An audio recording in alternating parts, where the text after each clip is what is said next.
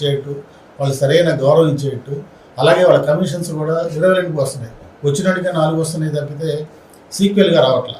దానివల్ల ఏమవుతున్నారంటే యాక్చువల్గా ఇంపార్టెంట్గా అవసరమైన వాళ్ళు ఎవరు సహాయం అందక చాలా ఇబ్బంది పడుతున్నారు.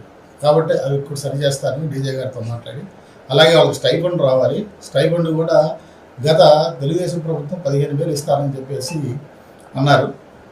దాన్ని మేము ఎట్లాగైనా సరే గవర్నమెంట్ ద్వారా తీసుకొని వెళ్ళి దాన్ని మేము సాధించడానికి ప్రయత్నం చేస్తాం. అలాగే వారికి కావాల్సిన అనేక కార్యక్రమాలు ఉన్నాయి చేయాల్సినవి, అవన్నీ కూడా నా టెన్యూర్లో అంటే మా ఎగ్జిక్యూటివ్ మొత్తం అనుకొని మా అందరి సహకారంతో మరియు అడ్వకేట్ సహకారంతో నేను వీలైనంత వరకు అందరికీ మంచి చేసి మంచి పేరు తెచ్చుకొని మా అసోసియేషన్కి మంచి పేరు తెస్తానని మీ అందరూ. కరెంటు ఛార్జీల పెంపును వ్యతిరేకిస్తూ గుంటూరులో ఆందోళన జరిగింది. ఈ మేరకు సిపిఎం ఆధ్వర్యంలో గుజ్జనగుండ్ల విద్యుత్ సబ్ స్టేషన్ వద్ద ధర్నా నిర్వహించి నిరసన వ్యక్తం చేశారు. ఈ సందర్భంగా